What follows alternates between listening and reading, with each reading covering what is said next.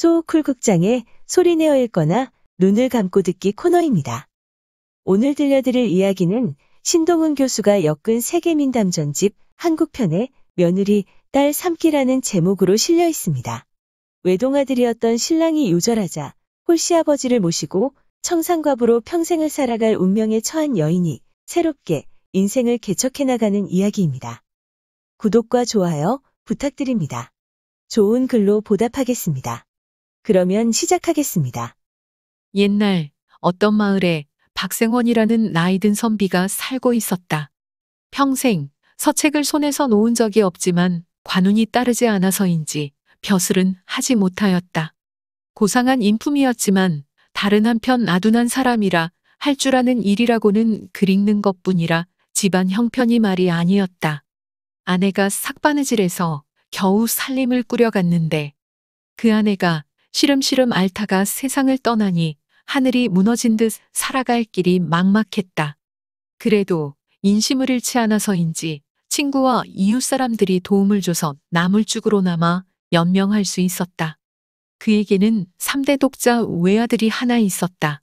집안 형편이 녹록지 않아서 며느리 얻을 엄두를 내지 못했는데 역시 친구들이 나서서 주선한 덕택에 참하고 이쁜 며느리를 얻을 수 있었다.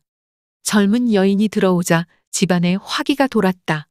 그런데 혼이 나고 1년이 채 못 되어 아들마저 역병을 앓다 어느 날 세상을 버리고 말았다. 박생원은 그만 하늘이 노래지며 맥이 탁 풀렸다. 집안의 손이 끊겼으니 앞으로 무슨 희망을 품고 살아갈지 막막하기만 했다. 하지만 기가 막히기로 말하면 며느리가 더했다. 가난한 집에서 홀씨아버지를 모시고 청산과부로 남은 인생을 살아가야 했으니 말이다.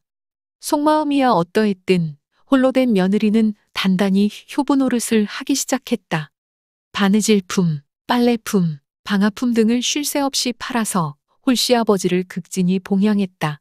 박생원이 할 수 있는 일이란 사랑방에 앉아서 글 읽는 것 말고는 마당에 물 뿌리고 빗자루로 쓰는 일이 고작이었다. 젖은 나무를 태우듯 그렇게 3년을 지낸 어느 날이었다. 아버님, 드릴 말씀이 있습니다.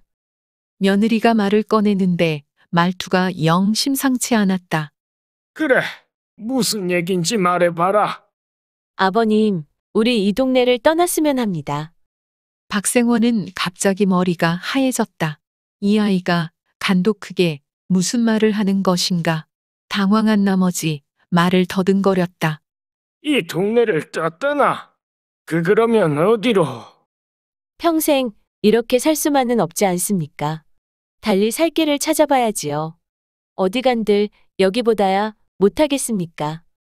집안 살림을 책임진 며느리가 정색하고 청하니 달리 변통할 재간이 없는 박생원은 그 말을 따르지 않을 수 없었다.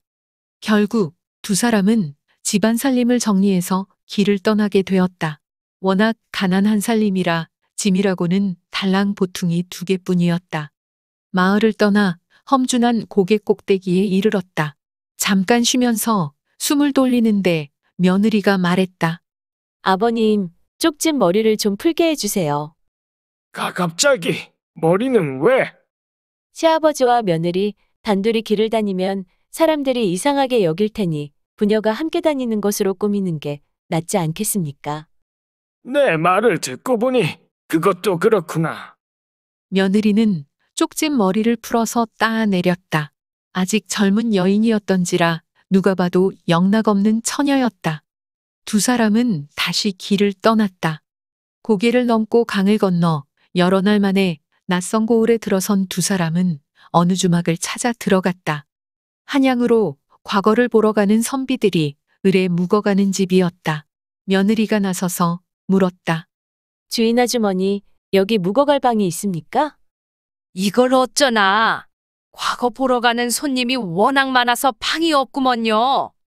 실망한 며느리가 돌아서서 나오려는데 주인 여자가 등 뒤에다 대고 말했다. 이봐요, 처녀. 골방이 하나 남은 게 있는데 거기라도 묵으시려오? 그렇게 하지요. 골방에 짐을 풀고 시아버지를 모셔놓은 며느리는 버릇처럼 주인댁이 일하는 부엌으로 향하더니 시키지도 않았는데 팔을 걷어붙이고 일을 거들기 시작했다. 물 깃고, 불 떼고, 상 차리고, 설거지까지 일솜씨가 얼마나 빠르고 깔끔한지 혼자서 두 서너 몫을 하고도 남았다. 그렇지 않아도 한참 일손이 달리던 참에 뜻하지 않게 제대로 된 일꾼이 나타나자 주인 댁은 입이 한 방만 해졌다.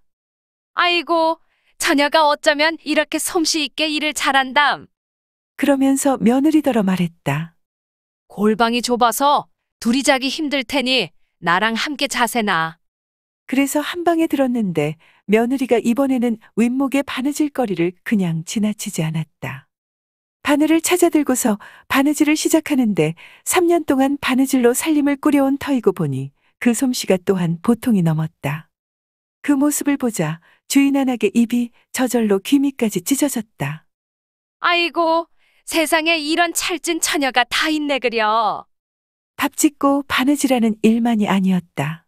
방아 찢는 일, 빨래하는 일까지 세상에 못하는 일이 없었다.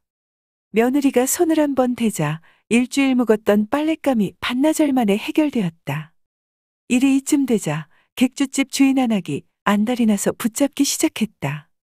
처녀, 보아하니 따로 갈 곳도 없는 듯한데 이 집에서 나랑 함께 살면 안 될까? 내가 좋은 방을 치워서 어르신을 묵게 해줄게. 며느리가 고개를 끄덕여 권녀의 말을 따를 의사를 다소곳이 드러내자 주인 안악은 다시 입이 함지박만해졌다. 박생원과 며느리가 그 집에 머무른 지 보름이 지나고 한 달이 지나자 근동에 두 사람에 관한 소문이 퍼지기 시작했다. 어디서 온 처녀인지는 모르지만 세상 어디서도 그런 처녀를 다시 찾을 수 없을 것이라고들 사람들은 입을 모았다. 그 부친의 그릭는 품 또한 보통이 아니니 꽤나 채통 있는 집안이 분명하다고들 했다. 이렇게 한번 공론이 돌고 나자 곧바로 매파를 통해 혼담이 들어오기 시작했다. 처녀, 내 말 좀 들어봐. 좋은 수가 생겼어. 저 건넌 마을 대감집에 종손아들이 있는데 젊은 나이에 상처했어. 혼처를 구하는데 처녀가 마음에 있다는 게야. 후실이라는 것 빼고는 하나도 빠질 게 없는 자리야. 정말 좋은 기회니까 놓치기가 아까워. 주인 안악이 옆에 앉아있다가 훈수까지 곁들였다. 죽은 부인이 남겨놓은 자식도 없다니까. 이건 완전히 꺽 먹고 알 먹고 둥지터러 불까지 떼는 횡재야. 게다가 그 젊은 선비님이 생기기는 또 얼마나 잘생겼다고. 하지만 박생원의 며느리는 고개 저어 사양했다. 말씀은 고맙습니다마는 생각이 없습니다. 이렇게 사양하니 매파를 보낸 쪽에서 몸이 달아 3번, 4번 사람을 보내 간청했다. 이윽고 며느리의 입에서 반쯤 응낙하는 대답이 나왔다. 제가 가면 저의 부친은 어쩌고요. 그러자 매파는 옳다구나 하고 박생원을 찾아갔다. 가서 구구절절 사연을 늘어놓으면서 혼인을 허락해달라고 간청하니 박생원은 전혀 거절할 생각이 없었다. 며느리가 그동안 고생한 것만 해도 분에 넘쳐 고개를 들지 못할 정도였다. 나야 100번 찬성하지만 당사자가 어떻게 생각할지는 모르겠소이다. 그건 걱정하지 마세요. 이렇게 해서 혼인이 맺어지게 되었다. 신부 쪽에 워낙 재산이 없으니 모든 준비를 신랑 쪽에서 다 맡아 하고서 신부를 데려갔다. 청산과부 며느리가 그간의 고생을 뒤로하고 대갓집 며느리로 들어가는 순간이었다.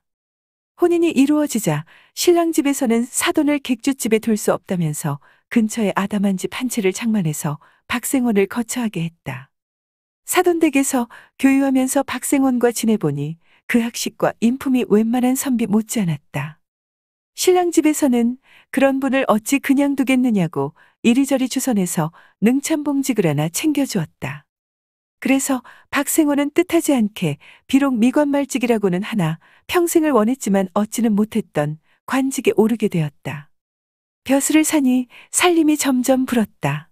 그러다 보니 자연히 박생원에게도 혼담이 들어오기 시작했다.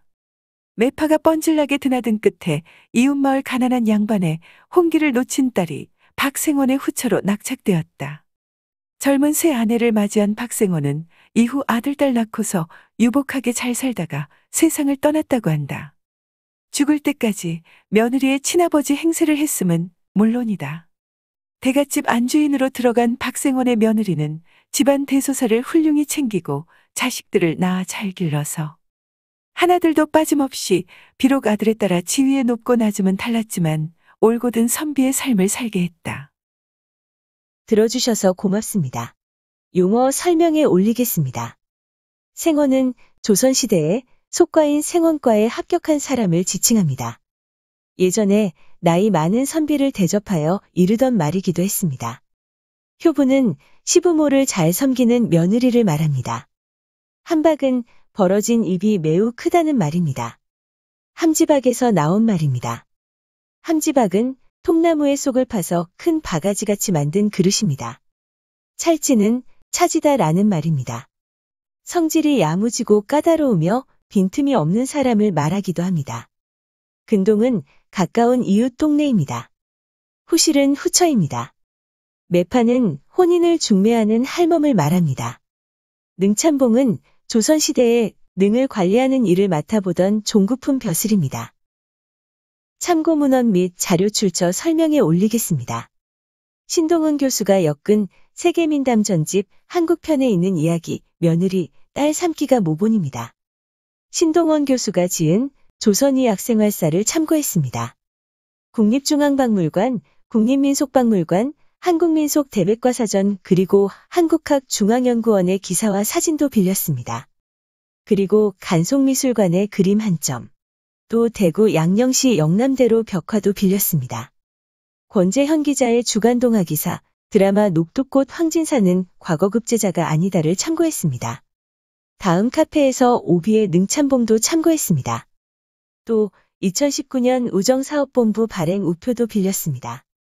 조선시대 화가, 김홍도, 신윤복, 장승업, 김준근, 김득신, 그리고 조영석의 그림 몇 점을 빌렸습니다. 또 현대화가 김기창의 그림도 빌렸습니다. 핀터레스트, 123RF, 그리고 크라우드픽의 사진도 빌렸습니다.